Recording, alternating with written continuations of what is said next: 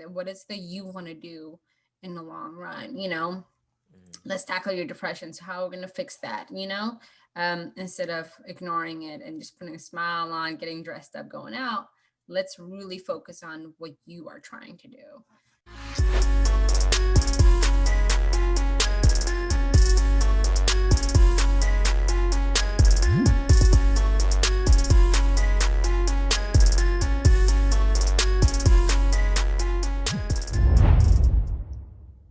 All right, what's going on, everybody? Welcome back to another episode of my podcast, Unleashed. And today we have a good friend of mine returning again for the second time, Melody Sarah.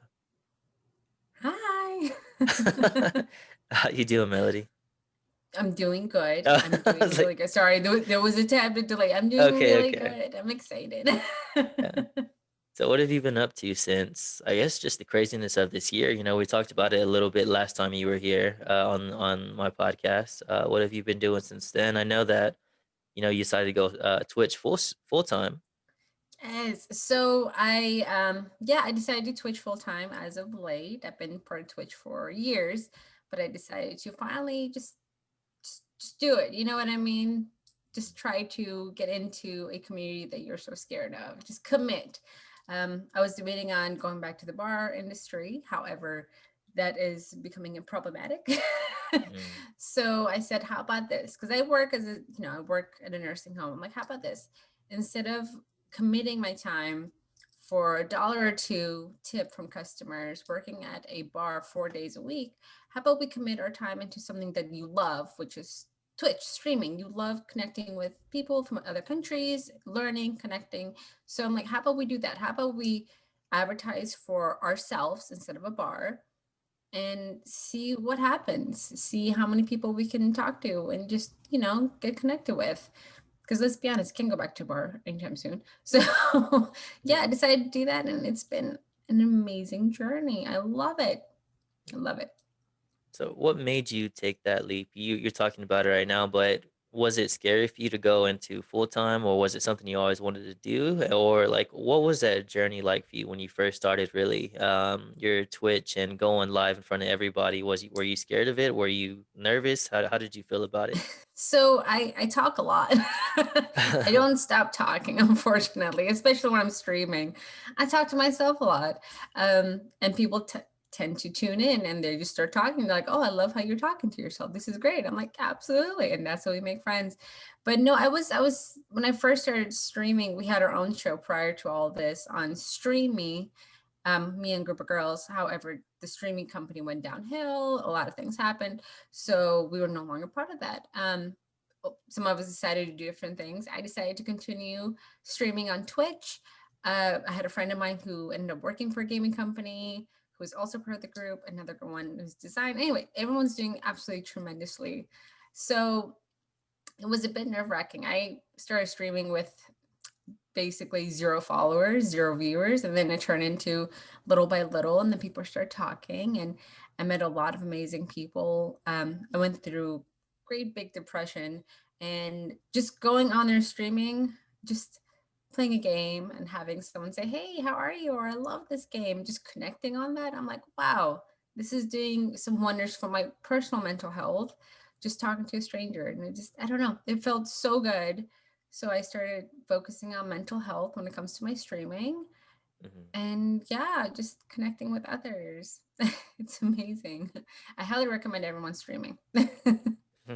So, do you still feel that same nervous type of feeling now, or you're just kind of like, oh, whatever, let's just do it, and but you just have fun with it? Yeah, I'm not nervous anymore. I'm just like, whatever.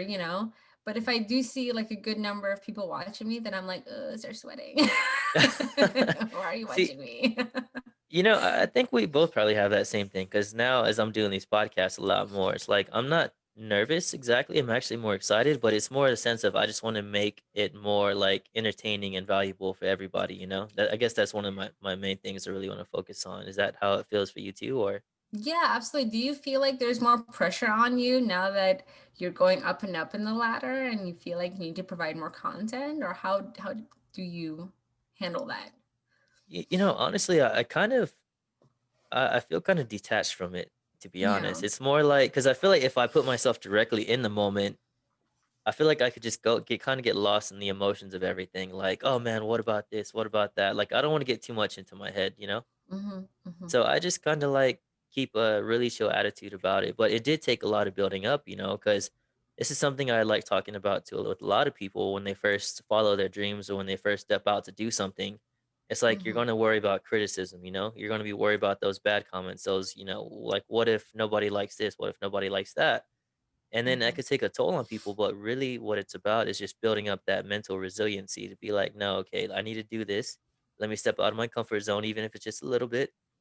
And then once I'm out, you know, my comfort zone expands a little, and then I'll take another step and another step. But if I had did what I'm doing now, like fucking 5 years ago, I man, I would have fucking froze or you know, just I wouldn't be able to do it. So I like helping a lot of people who like you know like you how you step out and you want to do it full time and like you said you started from zero and that's a concept that I really like. It's starting from zero because all the people that we look up to, from you know whether they're in Twitch, whether they're you know celebrities or actors or singers, whatever it is, they started with zero following.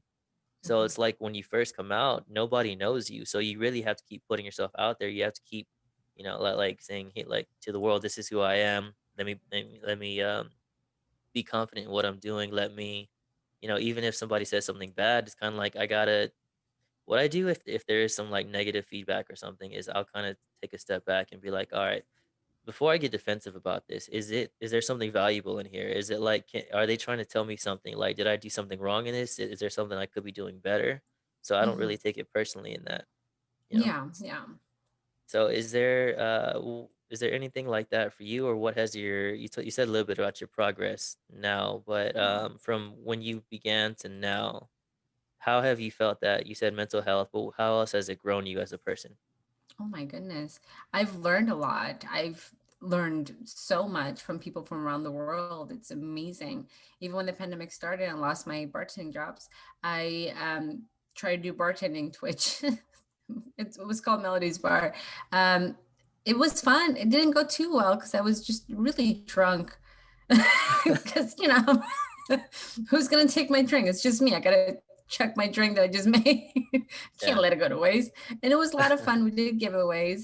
Um, it was fun, but I met other bartenders from around the world who also lost their jobs, and we connected Mhm, on that. And you name it, bar stories, everything, and it was nice. Even prior to that, if you're playing a game, for example, I was playing Witcher 3, and I'm like, wow, this reminds me of this country, and someone's like, yeah, this is exactly like my country. And I'm like, this is amazing.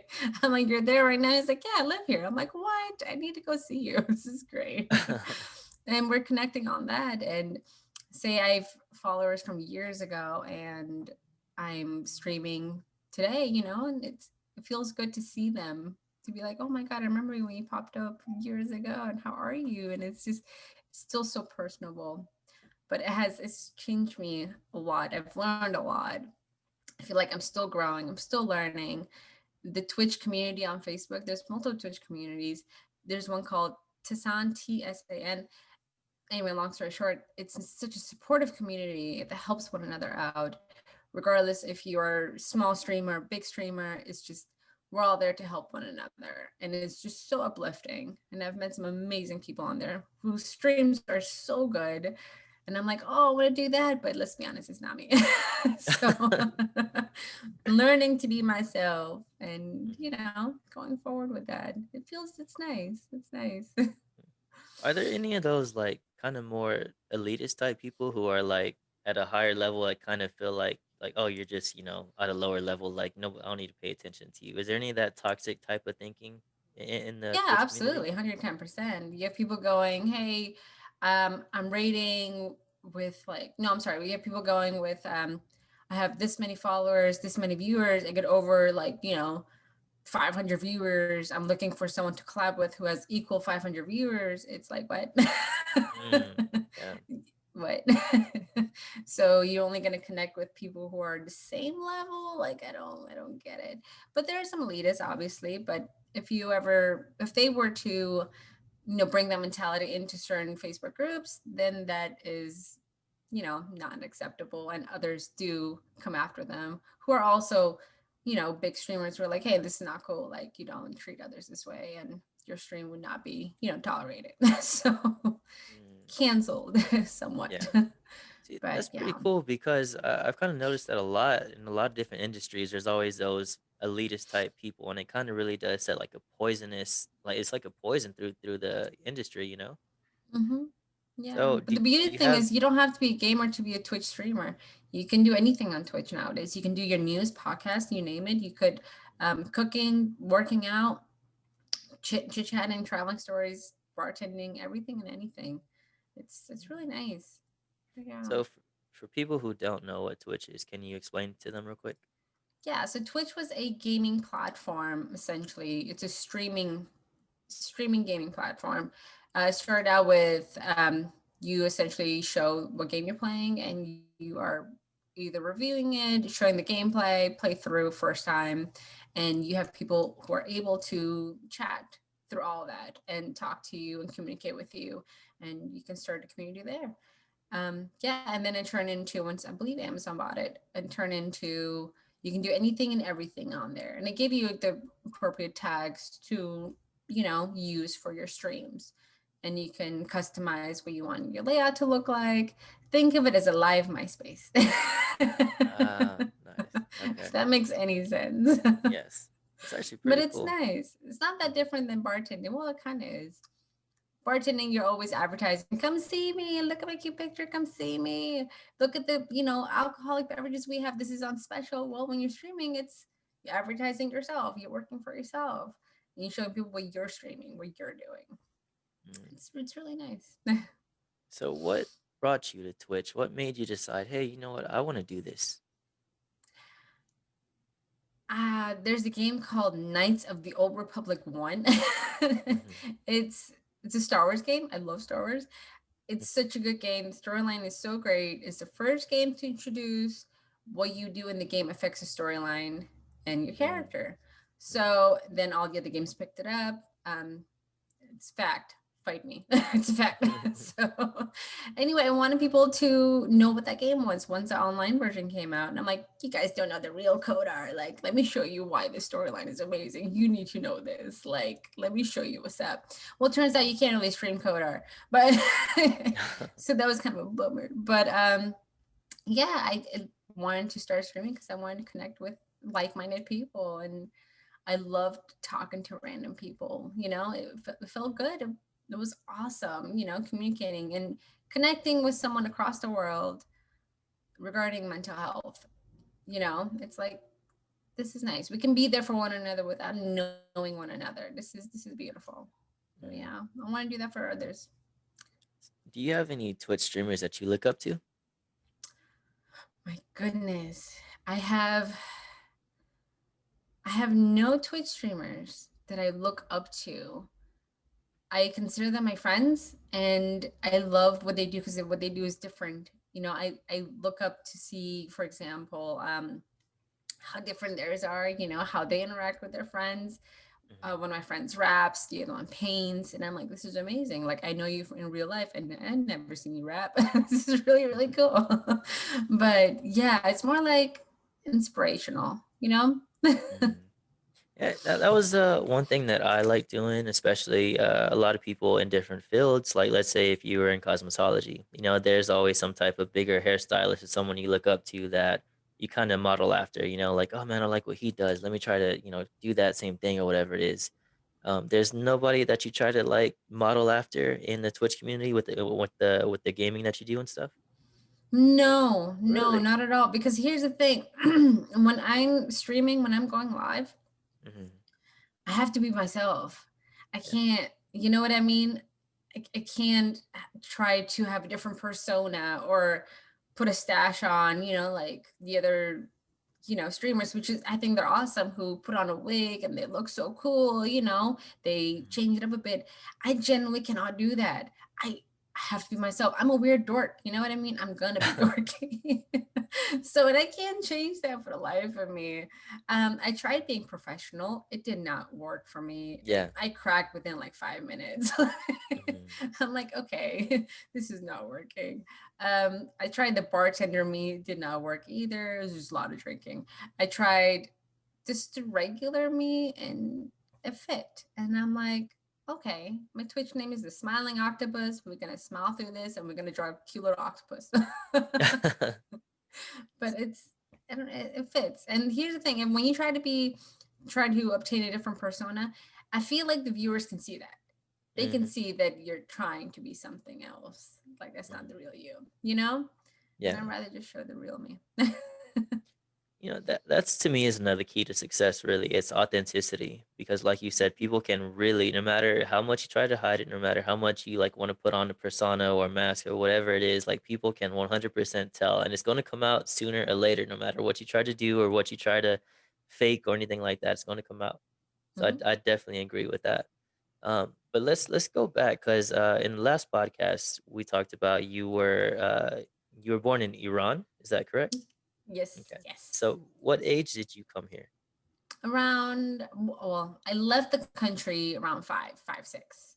Hmm. And then we went to different countries, Do you you know. remember what it was like in Iran?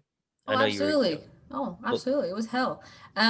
Well, I had I had family that were non-Muslim, and a mother who hated Islam in the country. So she was always like throwing rocks at the government, saying "fuck the government." And in Iran, you can't really do that. They just put you in prison. So mhm, they give you 3 strikes. They will, torture you in jail, and then third strike, they just kind of kill your ass. And they're like, "Hey, we try to teach you 3 times that this is not cool and you're going to continue breaking the law, we're just going to kill you." So we ended up leaving the country. But I remember everything. I remember the, negative parts and the positive parts, the food, the scenery, and certain people were amazing, the culture. And obviously, the negative parts, which is the government and being arrested. I was arrested with my mother. you She were? said to, yeah, yeah, yeah. So it was interesting. So she decided to put makeup on in front of the cop. Cop said, "Stop, I'm gonna arrest you." She said, "Watch me." And she did uh, it. So one of those people.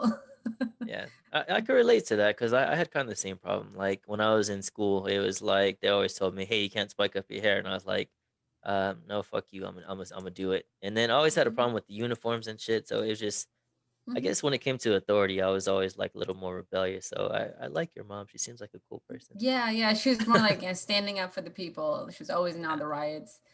Yeah. Mhm. So So it was what else nice. was Iran like that you remember, like the good parts, if you want to talk about it? Was what good parts were there in Iran, if you remember The and want to talk about food. that for it? Yeah, the food Of was course. amazing. Food was so good. And the cultural aspect of it. I mean, I didn't appreciate hearing, you know, the whole Islam thing 5 times a day. That was kind of annoying, but Mm. the culture aspect, the holidays, spending with your family, you can do it in America, but it's you kind of feel alone with it, if that makes sense. Hearing people from speak the same language as you and being in the same culture as you, it's nice. You can't really do that here. Yeah. It's rare. If you hear someone speak Farsi, you're like, stop. Where are you from? Do you speak Farsi? Yeah, so it takes me a second to get it together in my head, but yeah, I can speak Farsi and I understand all of it. Oh I wow. know all the Okay. curse words too. Of course. Yeah. So okay. So Iran, 5 years old, and then what happened after that? Well, we had to escape because mom was like, "We gotta go." I fucked Mhm. up. So, Was I that mean, I going to be didn't like know her we were third strike, escaping. I or was wish I that just knew. her like second? No, this was like she did a lot of bad. This was definitely her third or fourth. Um, Okay. but yeah, so we escaped to Turkey. Mhm. We lived there for a year and a half. We got caught, and then we skipped jail. And then Turkey was nice. It was interesting. And then we escaped to Greece. We got caught. We were really bad at escaping. It was like a thing. Yeah. But the Greece prison jails are really, really nice. They were beautiful, actually. Um, yeah, so they put us in a refugee camp with all the Kurds who were escaping from Saddam. Mhm. So I learned Kurdish. I learned Turkish in Turkey. So I still understand it. It just takes me a minute to this day. And then we escaped to Holland. We got caught. Again, we never figure out how to escape correctly. So then they did interviews. Holland was really, really nice. They did interviews. They put us in a nice hotel. And then we were put in a refugee camp. after shortly after. In Greece too, we were in refugee camp too, the Kilo tents. But anyway, they closed that down actually in Greece not too long ago. Last year it was kind of, sad. Um, yeah. So anyway, in Holland, the refugee camp, in Netherlands, they give you interviews, so that can take a couple of years, and they need proof and everything of why you need to stay in Holland. And if you have family in Holland, even better. So I had my uncle there. But long story short, my mom burned the proof in Turkey, so they don't know we're from Iran and send us back. Because if they do that, they just kill you. So long story short, yeah, so we are in Netherlands. We just had a picture of mom in jail just being tortured. So that was our only proof. But I also had family in America. So America was giving green cards to Persians and Kurds who are Christian. So my sister was Christian and I had family in America. So we had an interview with the American embassy. They said, okay, yeah, we believe that you need this. So they did background check on my family in America, yada yada yada. They all passed. We passed. We came to America. We got our green cards. About eight to a year, 8 months to a year after. As long as we were kosher, we're good to go. And then once we were of age, we could get our citizenship. That's the whole entire story. Oh So yeah, I didn't come with my mom. I came with my sister. okay. But How old were you when you first came here to America? I was 10, 11. Wow. Yeah. So from Iran to America, there's 5 years difference, and you were going from Turkey to Greece to the Netherlands. And Yes. what was it like while you were doing all that in those countries? Like, what were you doing? What were you obviously like? What did you do to get around to get money? Were you working, or how did that work? And what was the reasons typically you ended up getting caught? Well, so when we got caught when we first came to the country, they Hmm. were like, "Hey, we know you're escaping because we can see a tent and fire and look suspicious." This is Okay. in Turkey. It was really bad timing because the cops were like really on the other side of the street. Hmm. Anyway, mom's like burning papers. So it wasn't smart, really. Anyway, um, so after we escaped that, we just booked it, ran. We walked for, it felt like days, really. Hmm. But we found there's always someone in these countries that will foster you, essentially, that will help you out. So when you're escaping, they have a connect. They have someone that knows the routes, and then they have a connect in the other countries. Um, we had a connect in every single country except Greece. Greece, we had to find someone that knew how to escape to Holland. Um, but we stayed in Turkey for a year and a half. They send different family members to different areas. It was just my sister, my mom, and I. And then in Greece, when we got there, we were there for 6 to 8 months. And then we escaped through a truck. It was a wine truck, actually. So that was nice. Really hot. So then someone cut the truck wrong to escape. That's how they found us. So we still booked it, and then we got caught in Holland. Really, really, we were not good at this. Um, and then we lived in Holland for 3.5 years. Hmm. So, what Yeah. was your mindset like going through all this as a kid? That must have been insane, right? Or was it just kind of like, oh, this is life? I don't really know anything outside of this so much. What was it like for you? What were you thinking at the time? Oh, this is life. This is what we got to do. So we got to do it. There was no, oh, I'm sad, or, oh, this sucks, or this hurts. It's not on your mind, or, oh, I want to play with this toy. No, you don't care about that. This is what you got to do. And I was always the translator because I could learn the language real quick and, help everybody out. But yeah, it was just, this is life. Couldn't complain. I was alive. I was happy. Okay. There's some depression here and there, but I got over it. Yeah. So you came to America. Where did you come from? I mean, where did you go to? I went to Bellingham, Washington. That's where my family Mm, was. Yeah, good old okay. Washington State. Mhm. Go see Hugs. Yeah. When did all the anime and cosplay and all that stuff come in? Because that's how we met. You and I, we met through a mutual friend, Yep. and it was pretty cool. Which actually, I have to thank you a lot because I was going through a lot at that time, probably 9 years ago now. I think it was, And through that mutual friend, like I had told her, I just have to get out of here where I'm at right now. It's just a toxic, negative place. And then I didn't even know you, and you came down from fucking what, San Antonio, I think it Mm-hmm. was, to Yeah. Houston, which is a 3 hour drive, and not a lot of people do that. Especially, if you don't know somebody, it's like, I don't know about that, but you did it, so I'm really grateful for that. So I did want to say thank you because that helped a lot. Oh, no, you don't need to thank me. It's, hey, needed to be done. You Yeah, know what I mean? yeah. She said, we gotta go. I got my guy. He needs to get out. I'm like, all right, let's do it. She's like, it's a little ways away. I'm like, we're fine. I drove down here from Washington State. It can't be that far. So, and Yeah, it wasn't. We came, picked you up, and we came back. yeah. Yeah, no, it was not a problem at all. Mhm. Yeah.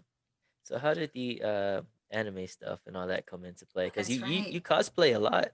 I do. Mhm, So, in Iran, we had a show called Futbolista, and it's an anime that is obsessed with the characters obsessed with football. It's just soccer, and the mhm, whole country loves freaking soccer. So I that was my show every morning. I would watch that with my dad, um, for the little time that we had. So then it was really really cool. So when I came to America, well, I was in Holland, but we didn't get to watch TV really. When I came to America, I used TV to learn English. That's my to mhm, go to, mhm, and it helped me out drastically. It was awesome. So I used Blue's Clues, Dora the Explorer, and all that jazz, and it actually does help. Not gonna lie, they help you learn English.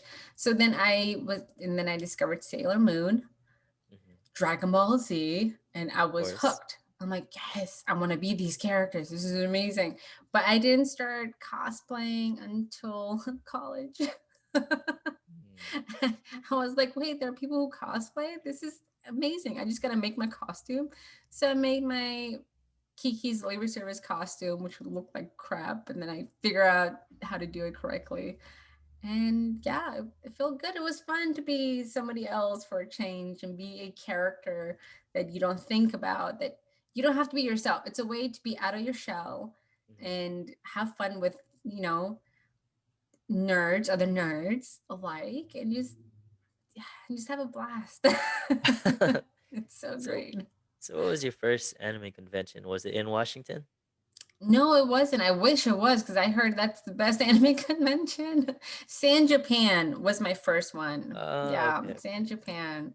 Mhm, And then I went to AkiCon, and then it just kind of went from there and all the other conventions. And I started volunteering with different cosplay groups. So we did a lot of kids events, hospital visits, you name it. And then that gave my cosplaying, obsession a good purpose. I'm like, oh, I'm not just a 30-year-old getting dressed. I'm a 30-year-old getting dressed in a costume for kids. This is great. So, and I loved seeing the kids, and oh, my heart, it always goes out to them, especially in the hospital. It gets you really. But yeah, it was nice. I like it. What was your first thought of when you were going to go to an anime convention? Because I can tell you from mine, I was never really much into anime. I guess whatever was on Cartoon Network at the time, like I watched. Hmm. Dragon Ball Z Cowboy was Bebop. yeah, yeah. Those were on, so I watched them. But mainly it was just Tom and Jerry and Flintstones and all that stuff for me. Those are good too. Um, yeah, and then Dragon Ball Z came on, and then I really fell in love with that one. But other than that, honestly, the next anime I got into was probably Death Note when I was like 21. So so it That's a was good just like, one. yeah, that was my So favorite one. But one of my friends had introduced me to anime conventions, and they were dressing up in visual K type, wear like hmm. Japanese. And so I guess I did it with them. I didn't really know what visual K was about. I just kind of went with my whole rock, whatever Yeah. I was wearing at the time. But honestly, when I heard anime convention, I had thought that I had expected to walk into a place and they were just kind of like sitting around and like wearing glasses and like, looking nerdy and trading Pokemon cards and stuff. And and It's and I would have amazing. been like, what I thought I was gonna have a bad time, but when I went there, it was a bunch of really cool people, especially around our age and just, all different. And then you see drunk people, you see whatever, you see nerds, you see just everybody just all together. And then Hmm. the nighttime came and then just all the parties hit. And I was like, what the fuck is this? Like at an anime convention? Like you The know? parties are lit. Yeah. So just a bunch of like teens and 30-year-olds or whatever it is, and anywhere in between, just renting out the whole hotel and having like a massive party. Mhm. So I was like, after that, I was just like, okay, I'm going to every one of these fucking conventions from here on. So what was it like for There's you when you first went to? What did you expect? What did you like about it? What did you not like about it, if anything? Yeah. So when I first went to it, I didn't know what to expect. I was nervous and I'm like, oh my God, they're gonna think I'm this old lady in like a costume. This is gonna be weird. Um, but I when I went to it, I'm like, oh my God, everyone's like me. There's more than me. This is amazing. So yeah, meeting the voice actors, because I love anime conventions more than Comic Cons, because Comic Cons are more celebrity enforced and towards celebrities, but anime conventions is a lot of free things. You can talk to um, the voice actors from your favorite show, and it's really more personable. But yeah, no, I loved it. I love the parties. I made this awesome badass Magikarp costume, a legit Magikarp. And I I was remember supposed to do that the one. costume contest, but I got too drunk, and I'm like, Magikarp can't make it. Magikarp is fucked up. But it was a blast, and I made so many connections. And if you ever get to go to a gaming convention, oh my god, even freaking better. So gaming conventions are the Twitch parties. Oh, so much drinking. Everybody has a card, like follow me here, and you're connecting, and it's beautiful. It's beautiful. Yeah. Talk more about that, because honestly, I've never been to one, but you do. What? Yeah, no, I just been to I never been to Comic Con. I never been to gaming conventions. Oh my Uh, God. Okay, hold on. We got to break a chair. We got to do this right. all So, if right. you ever get a chance, when everything goes back to normal, because I'm not going to say if, when PAX South comes around again, definitely go to that one. So, gaming conventions is amazing because you're meeting people who are game creators, designers, streamers, cosplayers, everything and anybody essentially is there. You're connecting with them on a personal level. They're showing you the games they've created, the indie game creators, and you're like, oh, this is amazing. Let me see more. They're giving you cards. They're coming from around the world. It's so fantastic. It's just so the information that you're just taking in. It's just like, oh my God, this is amazing. And I love it. I love it. It's very personable, very personable. And the after parties are nuts. Do you think anime conventions were nuts? No, no, no, no. Try gaming conventions are nuts. Man. The after parties. Oh my God, it's crazy. But it's nice. You know, and it's professional in a weird way. Not a lot of cosplayers, but yeah, you can give your card and people will know who you are, and it's awesome. It's awesome. Someone's like, I've seen you stream. It's like, what? This is crazy. How are you? It's just, you know, it feels good. What was the Definitely go to it. last convention you went to? What's that? What was the last convention you went to? It was PAX South. Yeah, PAX South in San Antonio. My heart. I want it back. Mm. But yeah, it was good. So there's something I've been noticing too about anime conventions, and I guess conventions in general. I'm not too sure because those are the only ones I've been to. But have you noticed kind of a shift in anime conventions from how they used to be 8 years ago, 10 years ago, to how they are now? Yeah, yeah, absolutely. I feel like I'm not one with the anime conventions. Maybe Mm. it's my age. I don't know. I feel Uh, disconnected from the animes that people watch. I'm like, hold on, but have you seen this anime? And they're like, they came out like 10 years ago. I'm like, I know it's the best one. So, mhm, but yeah, it's definitely a change. It's very, yeah, from the vendors alone is a big difference too. mhm. So yeah, yeah. But do you think it's a change, right? It's not the same. Yeah.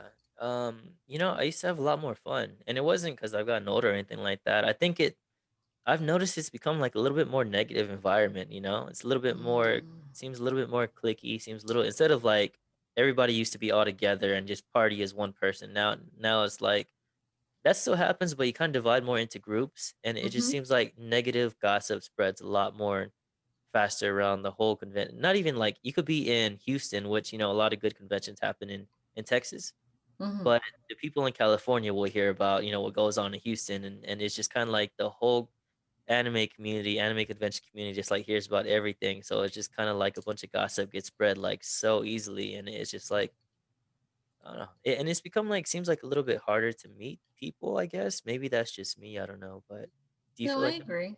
No, I Yeah. agree. The gossip spreading, it's easier now than it was before because now we have all the platforms to record everything and anything on, even if it's not the full story. Yeah, it's a bit sad. I'm not gonna lie, it's a little overwhelming. Expected So more. yeah. So what cosplays have you done so far? My goodness. Well, I've done Magikarp. I've done female Joker. Well, it's supposed to be Martha Wayne. Um, I don't know if people know about her, but essentially, when Flash goes back into different, universe, in this universe, Batman dies. His father becomes Batman, and his mother becomes a Joker because she went crazy because her son died. And that's the cosplay that I was, portraying as, and people thought it's a female Joker. I'm like, there's more to it. But that one I did. Oh, Navi, my best friend did Link, and I was just annoying, screaming, "Hey, listen!" From I Legend of remember Zelda. that one. Yeah. Yeah. I think Oh, I it's still have annoying. recordings of you doing that. Yeah. Oh Yeah. Yeah. no. Well, look at that. We come Yeah. full circle. I still have the cosplay. Let's see. I've done Catwoman, obviously. I'm going to be doing Wonder Woman. I'm working on that now. Oh my God. I know the list is huge. I did I'm sorry, Hawk Girl. The Hawk, I made my costume and it was like falling apart. It was hilarious. I did that one. Oh my gosh. What else did I do? I have to look through my Facebook. There's so much. I did What the were your Beetlejuice your one. What were your Yeah. favorite ones and the most difficult ones that you've made, like what that you've created?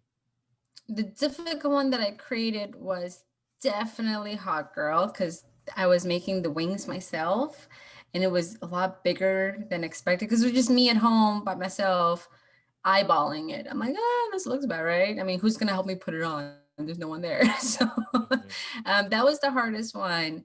My favorite one would have to be Raven. I did her. And mhm. the only reason why that was my favorite is because the kids loved it. It was the kids at a hospital. This little girl just gave me the longest hug. And I'm like, I don't want to let go. And it was the cutest thing in the world. And I'm like, my heart is just sunk and I can't do this right now. That was my favorite one. The best one that I can do characterizing it, basically being playing the part female Joker. And I also did Hood Rat Mario. I'm sorry, Hood Rat Luigi. My friend said Mario and everybody else. It was pretty fun. I was trying to be thug and I was looking for like, shrooms because I'm Yeah. like, got some shrooms. Because, Too. Hood Rat Luigi. Yeah, gotcha. But yeah, that was so much fun. Oh, God. So after Washington, what happened after that? Washington. Hmm. Um, I got with the boy. Life happened, and then we moved to Texas, and then it didn't work out with the boy, and I'm still in Texas. And then I moved to Corpus with my best friend not too long ago to have a fresh start. Corpus is smaller. It helps you focus on yourself and not be distracted by big shiny things like in San Antonio. Does that make sense? I mean, I guess if it works for you, I have to be in somewhere where there's a lot of fucking lights and there's a lot of people, and just because it just makes me want to go more. Like, okay, I want to do this now. I want to do this now. I want to do this because if I was in a city that was really small and had like only a couple of things to do, I would be so bored and wanting to leave it all the time. Hmm. So like even right now, like I can't stay in the house for like more than 2 3 days before I'm like, all right, let me go out for a little while, even if it's just going down to the fucking get a smoothie or something like that, you know. Hmm. No, I But agree. I like big cities. However, the smaller city helped me internally. It's easy for me to do bigger, better things. Oh, I'm gonna do this, this, and this. Let's do this. Let's go have fun. Let me work here, make like a grand, cool. Let's go on a trip. It was fun, but I didn't really tackle my inner demons. It was easier to ignore my inner demons and mhm, put it on a back burner instead of tackling it. So Corpus, since it's so small and there's nothing to do here besides drink and fish, yeah, let's be honest. Um, So I was able to be like, okay, so this is what you need to focus on, Melody. These are your pros and cons when it comes to yourself as for growth wise, you doing this job, how is it helping you personally? Are you going anywhere with it? What is the you want to do in the long run? Mm, Let's tackle your depression. So how are we going to fix that? Instead of ignoring it and just putting a smile on, getting dressed up, going out, let's really focus on what you are trying to do. And mm, it's been helping, and it's amazing. If I feel too clouded, I can just go by the water and just take a breather and just really zen myself, if that makes mm. any sense. Yeah. What were some of those inner demons, if you don't mind me asking? Because one What thing is I it? do, what were those inner demons, if you don't mind me asking? Because one thing I do like having people on for is I kind of noticed that a lot of people, when they are going more towards, like, let's say if I wanted to do a career in acting, like I Mm-hmm. start at the bottom, start with zero, like we were talking about, and then eventually somewhere along the lines, like let's say I make it, it's Mm-hmm. like I never really hear about those hard times or the times that we messed up or the difficulties of trying to go somewhere that you really want to go, like if that you have a passion for or whatever it is. Like a lot of people only just want to put like the highlights of their career, on for display. They want to act like I have my life figured out, I have this figured out, like I have this money, I have this, and that's not the real story. Like the real Mm-hmm. story that makes people relate to you more is like, I went through this and it was hard as fuck. I went through this. I was difficult when I had to do this. I had to, it was just, like I like hearing about those type of things.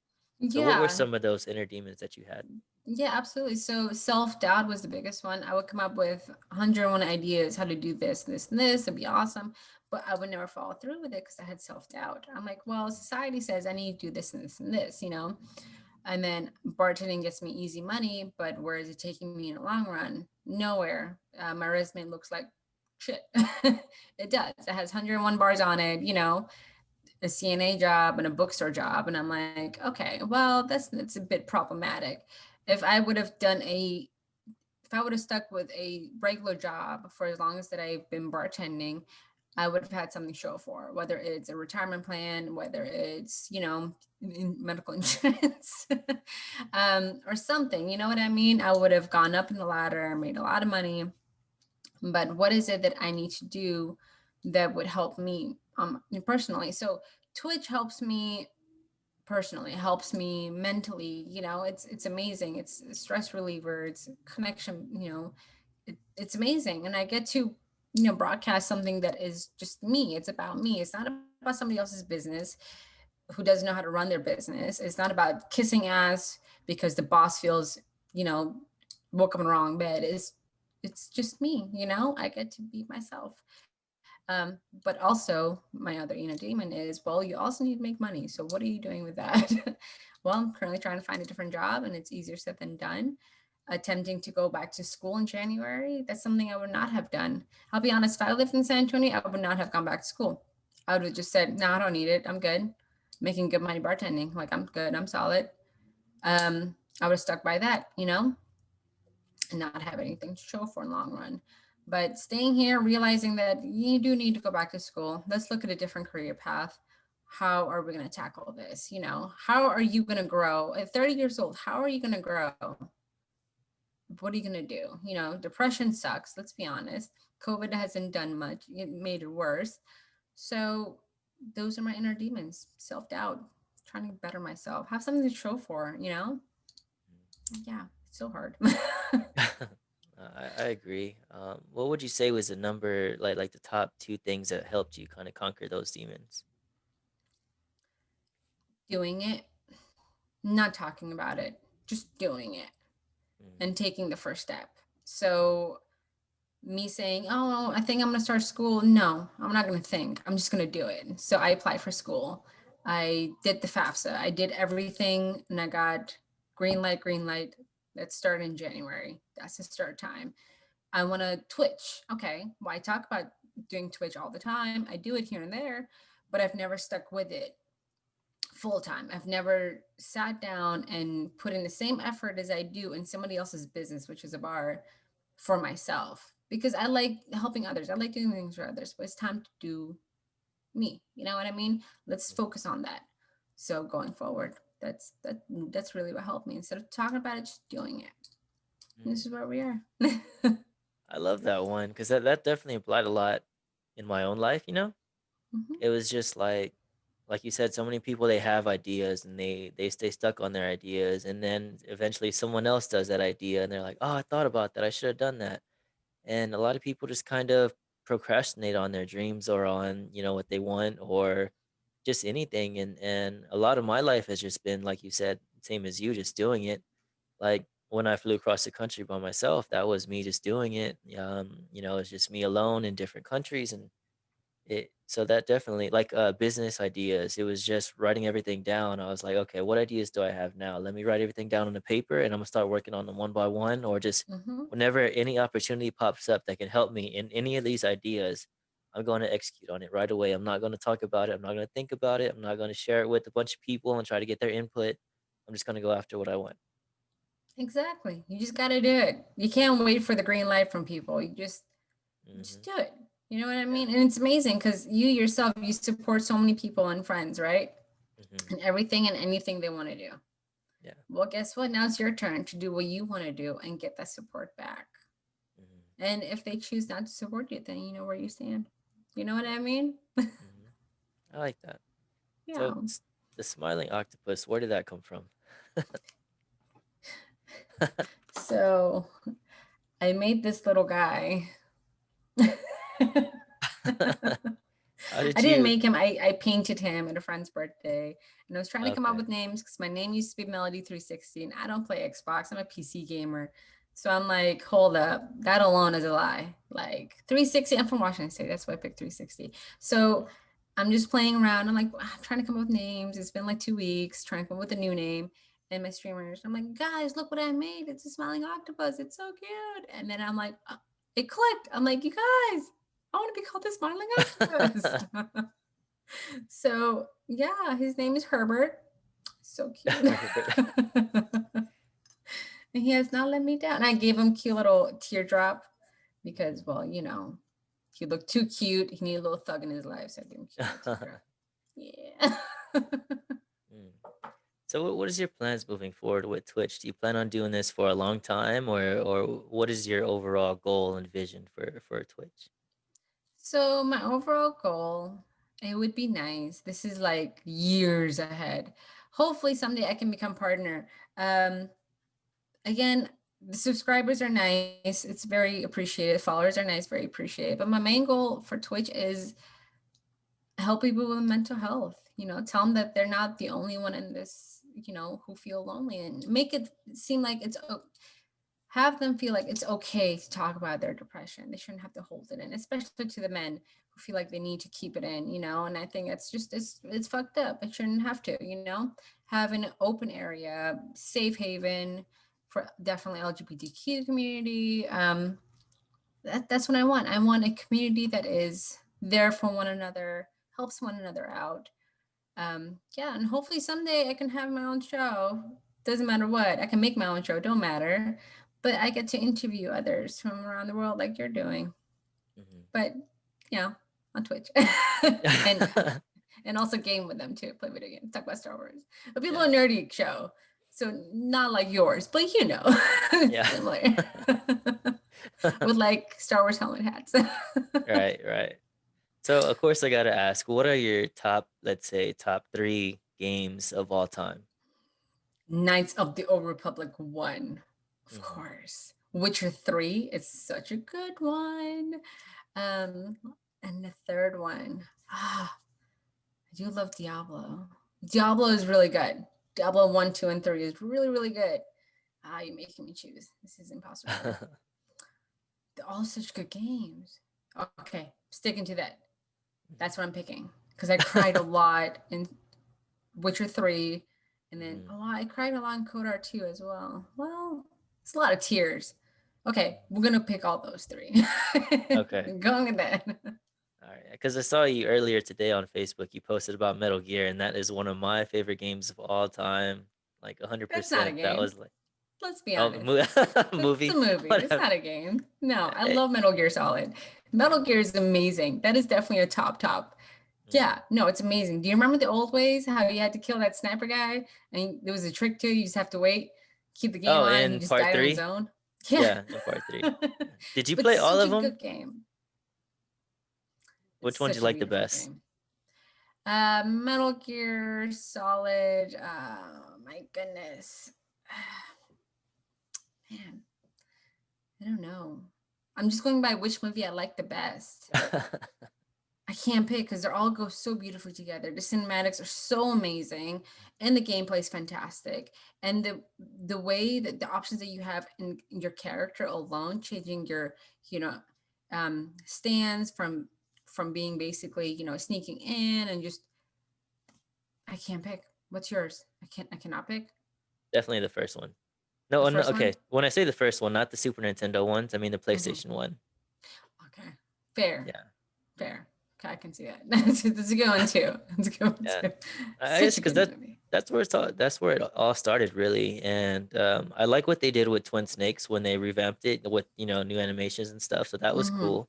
And then Mm-hmm. also in part 5 when they did the whole like going back to part 1 but in like PS4 graphics. You Mm-hmm. played part Yep. 5, right? Or was it? Yeah, No, it of was part course. Yeah, yeah, 4. yeah. Yeah, it's part No, 4. I My thought it bad. was part five. Yeah. I think part 5 is the newer one, the Phantom Pain. Mm-hmm. No, is it? I think so. I'm pretty sure. We'll They figure have it out. so We'll many figure it games out. They out. have so many games out. Let's be honest. Yeah. There's so many games, but it's Yeah. so good. Such a good movie. I don't know about the show though, or did they making a movie, right? About the casting. I have no idea how to feel about it. I'm just like, please don't fuck it up. Please don't Yeah. fuck it up. It's Metal Gear Solid. Like it's already a movie on its own. Like Hmm. you can't fuck this up. So we will see what they do. But have you seen The Mandalorian? No, I haven't. Oh, my Because heart. to be honest, I'm not into the whole Star Wars thing. Oh, I know why?